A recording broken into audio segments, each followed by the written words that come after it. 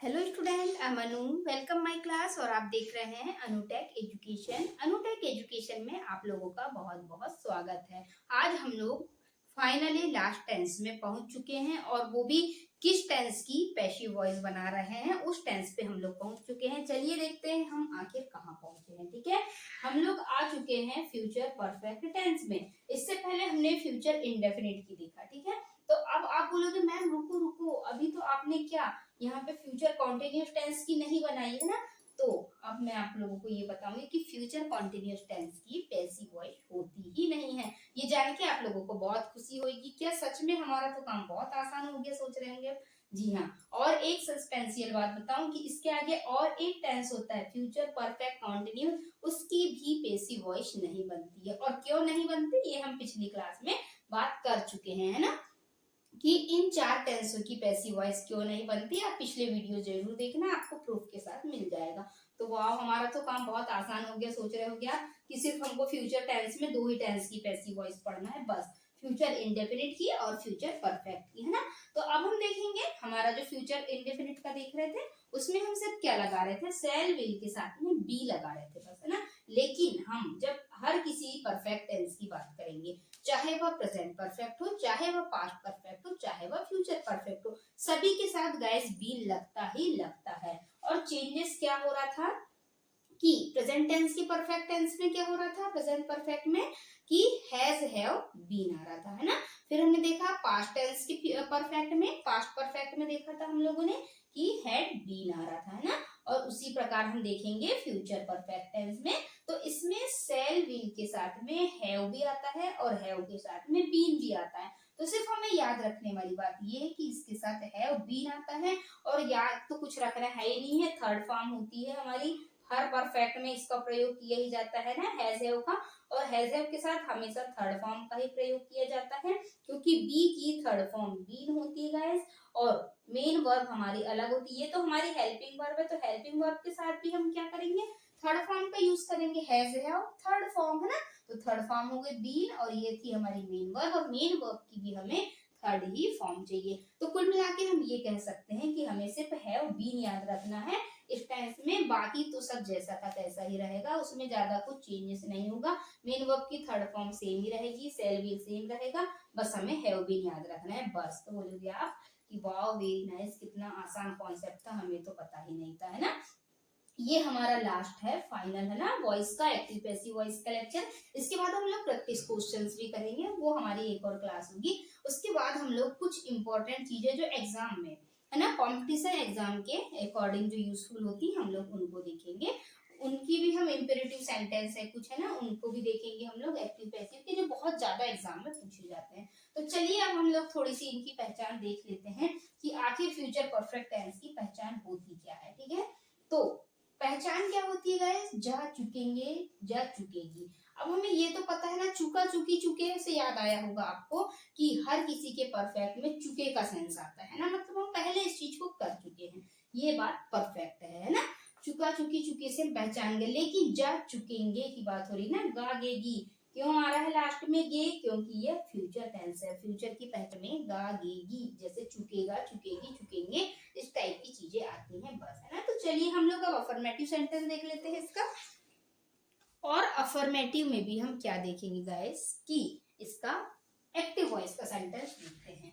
अब हमें पता है सारी एक्टिव वॉइस टेंस में जाती हैं, और हम बात कर रहे हैं फ्यूचर परफेक्ट टेंस की, तो हमारे जितनी भी एक्टिव वॉइस होती हैं, जितने भी हमारे टेंस होते हैं, वो सारे एक्टिव वॉइस में होते हैं। तो क्या नाम, हमें सारे एक्टिव वॉइस में होते हैं, तो अब हमें क्या सिर्फ पैसिव वॉइस पढ़ना है। तो हाँ बिल्कुल, हमें सिर्फ पैसिव वॉइस ही पढ़ना है, एक्टिव वॉइस हमें नहीं पढ़ना है, क्योंकि हम टेंस में पढ़ चुके हैं। और जो लोग नहीं पढ़ चुके हैं तो यहाँ पढ़ सकते हैं ना, क्योंकि हम यहाँ पर भी देख रहे हैं, हम टेंस और वॉइस दोनों को एक साथ कवर कर रहे हैं ना। इससे आप लोगों का आसान काम हो जाएगा, टेंस का भी रिवीजन हो जाएगा और वॉइस भी कंप्लीट हो जाएगी आप लोगों की। तो चलिए देखते हैं एक्टिव वॉइस का सेंटेंस हम लोग, है ना, क्या दिया है देख लेते हैं।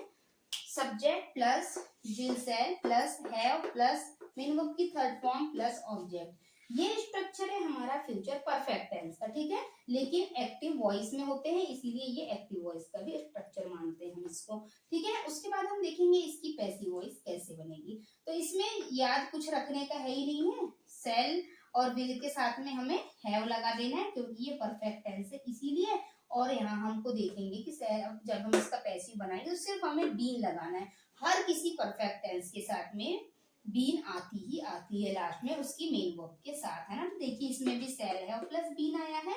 तो देखते हैं इसके भी स्ट्रक्चर को। Object plus shall, will shall plus have been plus main verb की third form plus by plus subject, है ना। बात वही है, रूल्स पूरा पुराना है, आगे का पीछे, पीछे का आगे। और मेन वर्ब की थर्ड फॉर्म परफेक्ट है तो बीन, कंटिन्यूअस है तो बीइंग आईएनजी लगा देंगे। और फ्यूचर का इंडेफिनिट था तो हमने यहाँ पे बी लगा दिया था बस, है ना। और ज्यादा कुछ भी चेंजेस नहीं करना है। और सब्जेक्ट तुम पीछे चले जाओगे, ऑब्जेक्ट तुम आगे आ जाओगे, बस ठीक है। वही पुराना घिसा पिटा सा रूल्स है, ज्यादा कुछ करना है ही नहीं है ना इसमें। और आप लोगों के लिए एक और इंटरेस्ट की बात बता दूं तो इसमें होता क्या है कि इसके बहुत कम क्वेश्चन पूछे जाते हैं, इसकी पैसिव वॉइस ज्यादा यूज नहीं होती है, लेकिन फिर भी आप लोगों को स्ट्रक्चर याद रखना है। बस हो गया ना, स्ट्रक्चर याद रखना जरूरी है। मेरा काम है आप लोगों को हर एक चीज कंप्लीट करना है ताकि आप लोग कंफ्यूज ना हो कि एग्जाम में आ जाए तो आपसे बनना चाहिए हर चीज, है ना। वैसे इसका बहुत कम प्रयोग होता है और एग्जाम में भी बहुत कम पूछी जाती है, ये एक सीक्रेट बात है ना। ठीक है, तो चलिए देखते हैं हम फर्स्ट सेंटेंस को। He will have written the letter, ठीक है। अब हम देखेंगे यहाँ ही हमारा सब्जेक्ट था, ठीक है ना। रिटन हमारी वर्ब थी और द लेटर हमारा ऑब्जेक्ट था, ओके। और ये तो हमारी हेल्पिंग वर्ब है, ठीक है ना। विल और हैव, है ना। विल के साथ हैव इसीलिए क्योंकि ये परफेक्ट टेंस है, ओके। आप इसकी पहचान कर, जैसे विल हैव देखा सेंटेंस में तो आपको पहचान जाना है कि विल हैव है मतलब क्या होना चाहिए इसमें, कि विल हैव हमेशा क्या है, दिमाग लगाएंगे हम बिल्कुल कि विल हैव मतलब हैज हैव तो हमारा किस में आता था, हैव थर्ड फॉर्म में, तो थर्ड फॉर्म मतलब परफेक्ट, तो ये विल दिया है मतलब फ्यूचर परफेक्ट। एकदम दिमाग में लॉजिक आ जाना चाहिए, है ना। तो चलिए हम ऑब्जेक्ट को अपने पैसिव वॉइस को हम अपनी जगह पे बिठाते हैं कि ऑब्जेक्ट की जगह ऑब्जेक्ट, द लेटर हमारा ऑब्जेक्ट था गाइस। अब हमने देखा विल की जगह हमने विल को लगाया, ठीक है ना। सेल का प्रयोग बहुत कम होता है, अगर सेंटेंस में दिया है तो हम सेल लगा सकते हैं, ठीक है। तो हमें सेंटेंस में दिया है विल तो हम विल की जगह विल लगाएंगे, हैव की जगह हैव लगाएंगे गाइस। देखिए ये द लेटर हमारा आ गया, फिर विल की जगह विल, हैव की जगह हैव, मैच करते जाइए आप। बीन की जगह बीन, मेन वर्ब की थर्ड फॉर्म रिटर्न, बाय की जगह बाय और ही का हिम। अब आप सोचेंगे यहाँ पे रिटर्न है, यहाँ पे रिटर्न, यहाँ फर्स्ट फॉर्म क्यों नहीं आई। तो गाइस हैज हैव के साथ और हैड के साथ हमेशा वर्ब की थर्ड फॉर्म ही आती है, और हर एक परफेक्ट टेंस में से वर्ब की थर्ड फॉर्म आती है, इसीलिए यहाँ फर्स्ट फॉर्म नहीं आई क्योंकि हैज हैव के साथ में हमेशा वर्ब की थर्ड फॉर्म आती है। ये हम प्रेजेंट परफेक्ट टेंस में बात कर चुके हैं इसकी, है ना। तो हमें परफेक्ट टेंस में ना ज्यादा कुछ याद रखना नहीं होता, ऊपर थर्ड फॉर्म दी रहती है, हमें डायरेक्ट थर्ड फॉर्म नीचे भी लिख देना होता है, बस ज्यादा सोचना नहीं पड़ता। और सबसे इजी यही होता है कि सिर्फ थर्ड फॉर्म दी ही होती है हमारे पास, थोड़ा सा स्ट्रक्चर याद करके हम लोग इसको आसानी से कर सकते हैं ना, कुछ ज्यादा कठिन नहीं है इसमें। तो थर्ड फॉर्म दी ही रहेगी आपको एग्जाम में आएगा तो। और विल हैव से आप पहचान लेंगे कि ये है हमारा फ्यूचर परफेक्ट टेंस, है ना। तो वही इंटरचेंज हुआ, बाय सभी में आएगा, ही का ही हो जाएगा। सेकंड सेंटेंस देखते हैं, ही will have accepted the proposal. अब यहाँ एक्सेप्ट क्यों नहीं आया, इसीलिए नहीं आया क्योंकि हैव के साथ थर्ड फॉर्म आती है, इसीलिए नहीं आया, है ना। अब आप बोलोगे मैम हम बहुत इंटेलिजेंट हो चुके हैं, हमको प्लीज बार बार मत बताइए ये सब, लेकिन हम तो आपको बताएंगे ही बार बार, ठीक है। तो देखते हैं हम कि she will have accepted the proposal. देखते हैं हमारा ऑब्जेक्ट क्या है, द प्रपोजल। द प्रपोजल को हमने सामने लिखा, फिर हमने देखा कि विल हैव बीन हमें यहाँ लगाना है, तो विल हैव बीन लगाया हमने। मेन वर्ब की third form same same copy कर दिया हमने, बाय तो सभी में आएगा और सी का हर हो जाएगा, है ना बहुत सिंपल। अब एक्टिव वॉइस का हम एक और एग्जांपल देखते हैं, I shall have taught the lesson, ठीक है। तो इसमें भी क्या है, हमारा द लेसन हमारा ऑब्जेक्ट था, द लेसन हमारा सामने आ चुका है। उसके बाद हमने देखा सेल, अब यहाँ पे समझ जाइए, अब यहाँ क्या है, सेल दिया है सेल क्वेश्चन में, तो हम सेल लगा देंगे। यदि सेल की मर्जी है आने की तो हम सेल लगा देंगे यहाँ, है ना। तो सेल दिया रहेगा आपको एग्जाम में, टेंशन लेने की जरूरत नहीं, एक्टिव वॉइस दी रहेगी, आपको पैसिव वॉइस बनाना रहेगा इसका, है ना। तो और पैसिव से एक्टिव में भी इसका उल्टा कर देते हैं, लेकिन जनरली कम रेयरली कंडीशन में भी इसके क्वेश्चन पूछे जाते हैं। तो हमने देखा सेल हैव बीन हमने लगा दिया यहाँ, shall have been, shall have been. Main verb की थर्ड फॉर्म यहाँ थी टॉट, तो यहाँ पे भी टॉट आ गई, बाय की बाय और आय का मी हो गया, ठीक है। ये इस टाइप से हम लोगों ने देखा इसके अफर्मेटिव सेंटेंसों को। बहुत इंटरेस्टिंग है गाइस, बस थोड़ा सा स्ट्रक्चर में चेंजेस है। आप एक कॉपी में सारे एक्टिव पैसिव वॉइस के स्ट्रक्चर लिख लेना और आप सिर्फ उसको देखना गौर से कि किसमें क्या चेंज हुआ है। आपको पूरी एक्टिव पैसिव वॉइस 5 मिनट में समझ में आ जाएगी, है ना। तो चलिए अब हम इसके कुछ नेगेटिव सेंटेंसों को भी देख लेते हैं। चलिए अब कुछ नेगेटिव सेंटेंस देख लेते हैं ना। नेगेटिव में भी कुछ भी नहीं करना है। क्या मैम नेगेटिव में फिर से आसमान फट जाएगा या जमीन चल पड़ेगी? नहीं, ऐसा कुछ भी नहीं होने वाला। बस चुपचाप हमें हेल्पिंग वर्ब के बाद नॉट लगा देना है। सीक्रेट किसी को बताना है, ठीक है। विल सेल के बाद हमने नॉट लगा दिया, बस हमें कुछ भी नहीं करना है। अभी तक हमारा सेंटेंस में क्या था? अफर्मेटिव में गए subject plus will shall plus have plus main verb, लेकिन हमें बस उन दोनों के बीच में नॉट लगाना है। बाकी सेंटेंस एज इट इज रहेगा, सेम रहेगा, ठीक है। तो देखते हैं हम अब इसमें क्या चेंजेस हुआ है आखिर, है ना। तो चलिए अब हम पैसिव वॉइस का स्ट्रक्चर देख लेते हैं कि ऑब्जेक्ट वही पुराना रूल, आगे का पीछे, पीछे का आगे, ऑब्जेक्ट आया सामने, विल सेल हमारा आ ही गया, नॉट आ ही गया, है ना। हैव तक तो सेम आ गया ये, ठीक है। अब यहाँ से क्या चेंजेस हुआ? यहाँ से ये चेंजेस हुआ क्योंकि ये परफेक्ट टेंस है, परफेक्ट में बीन आना ही आना था, ठीक है। उसके बाद मेन वर्ब की third form identity card, bye passive से सामना करवा रहा है सब्जेक्ट, सब्जेक्ट को देखा हमने तो आगे का पीछे चला गया सब्जेक्ट, ठीक है। तो चलिए अब हम इसका देख लेते हैं क्वेश्चन कि कैसे बनते हैं आखिर क्वेश्चन। एक्टिव वॉइस का क्वेश्चन देखेंगे, he will not have written the letter, ठीक है। समझ गए हम कि विल लिखा है, नॉट लिखा है, हैव लिखा है। विल से समझे फ्यूचर टेंस, नॉट से समझे नेगेटिव और हैव से समझे परफेक्ट टेंस। हैव रिटन है तो क्या समझे गाइस? फ्यूचर परफेक्ट टेंस का नेगेटिव सेंटेंस है ये, ठीक है। तो देखते हैं इसको भी। ऑब्जेक्ट हमारा, हम फिर से इस स्ट्रक्चर को फॉलो करेंगे। ऑब्जेक्ट की जगह हमने ऑब्जेक्ट लिखा, ऑब्जेक्ट हमारा था द लेटर आ गया, चलो।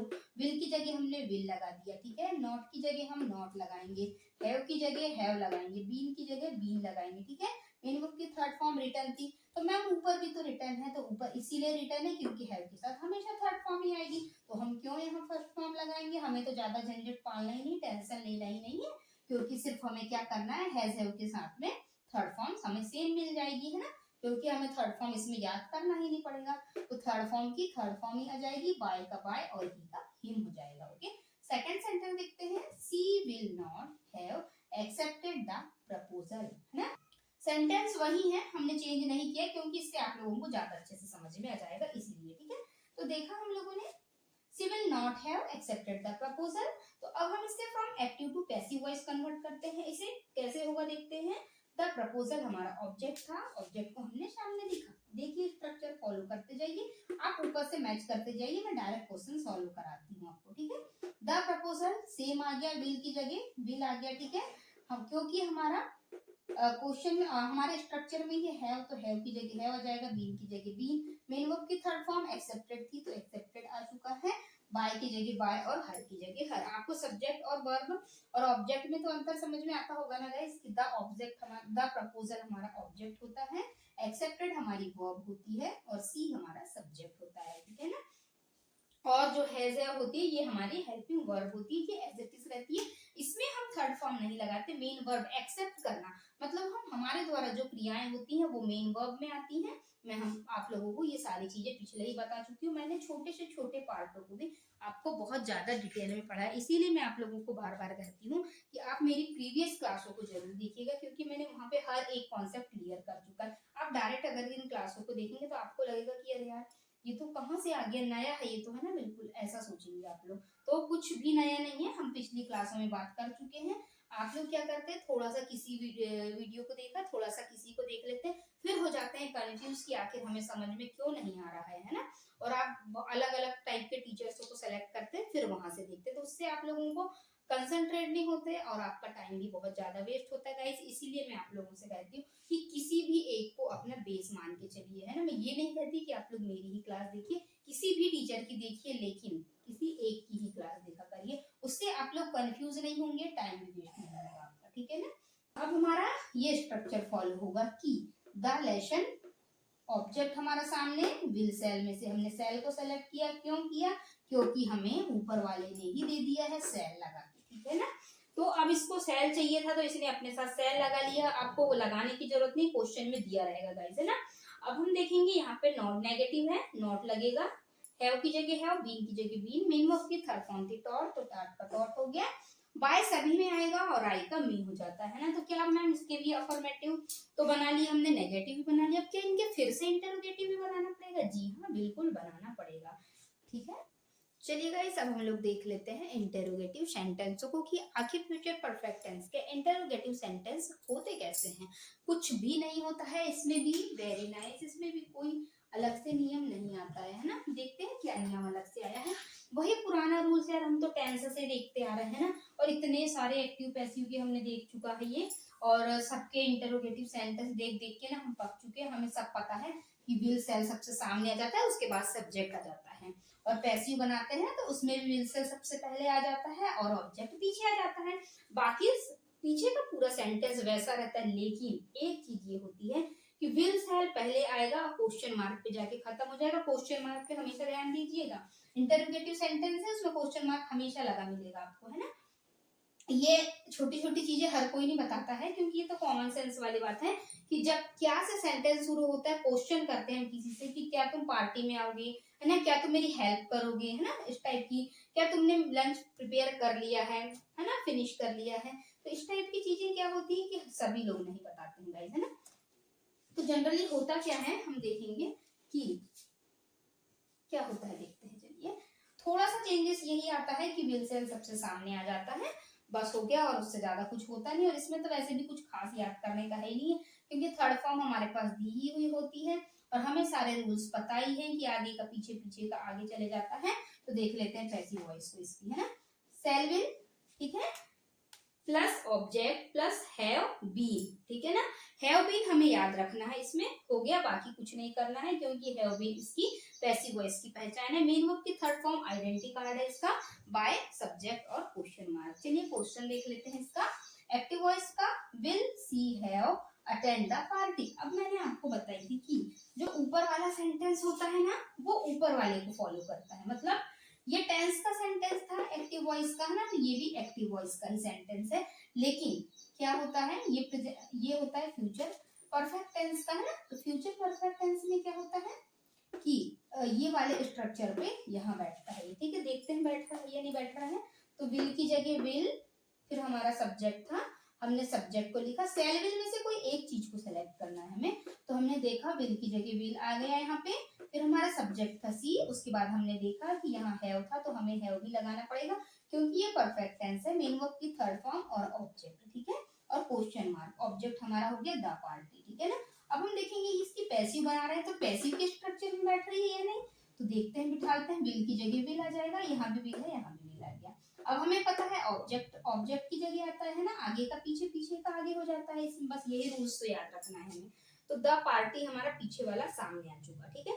उसके बाद हमने देखा हैव बीन लिखा है पैसिव वॉइस के स्ट्रक्चर में, तो हैव बीन आ गया। उसके बाद हमने देखा थर्ड फॉर्म ऊपर मिल जाएगी हमें थर्ड फॉर्म, क्योंकि हैव के साथ तो हमेशा थर्ड फॉर्म ही आती है, तो यहाँ भी थर्ड फॉर्म आ ही गई। बाय, और क्या हुआ हमारा सब्जेक्ट हमारा सी, सी का हो गया हर, और लास्ट में जाके क्वेश्चन मार्क पे स्टॉप हो गया। अब हम देखेंगे सेकंड क्वेश्चन को, will they have help you, ठीक है। तो अब हमने देखा फिर क्या से क्वेश्चन शुरू हो रहा है ना, क्या वे तुम्हारी मदद करेंगे। विल, जैसे हमने देखा विल, हाँ हैव भी आया है यार, थर्ड फॉर्म भी आई है, मतलब ये फ्यूचर टेंस का वाक्य, फ्यूचर में भी परफेक्ट का, तो हमें तो इसकी पैसिव वॉइस पता ही है ना कि इसमें से हैव बीन हो जाता है, बस हो गया। तो चलिए देख लेते हैं इसको भी। विल की जगह विल हमने देखा, यहाँ ये हमारा ऑब्जेक्ट केस है ना। अब हम इसको सब्जेक्ट नहीं बोलेंगे, वैसे तो यू सब्जेक्ट है, पर हम ये इसको ऑब्जेक्ट ही बोलते हैं, तो ऑब्जेक्ट हमारा यू था, यू सामने आ गया। फिर हमने देखा कि हैव बीन लगाना था हमें, हैव बीन लगा दिए। स्ट्रक्चर में देखिए मेन वर्ब की थर्ड फॉर्म चाहिए थी, थर्ड फॉर्म भी लगाया, बाय का बाय और दे का यहाँ जाके देम हो जाएगा, है ना। अब हम थर्ड नंबर का देखते हैं, ठीक है। Will I have prepare the lunch, ठीक है। अब हम देखेंगे विल की जगह विल, हमें पता है ऑब्जेक्ट क्या है हमारा, देखिए यहाँ पे ऑब्जेक्ट क्या है, द लंच, तो हमने द लंच को लिखा। फिर हमें पता है हैव बीन लगाना है, तो हमने यहाँ हैव बीन लगा दिया। उसके बाद हमने देखा कि वर्ब की थर्ड फॉर्म चाहिए हमें, यहाँ देखिए प्रिपेयर, तो प्रिपेयर्ड भी है, बाय की जगह बाय आएगा ही आएगा, और आई का मी हो जाएगा, और क्वेश्चन मार्क, है ना। इस टाइप से हमने देखा कि इसके इंटरोगेटिव सेंटेंसों को बहुत सिंपल तरीके से देखा हम लोगों ने। आई होप आप लोगों को पढ़ने में अच्छा लगा होगा, इंटरेस्ट भी आया होगा।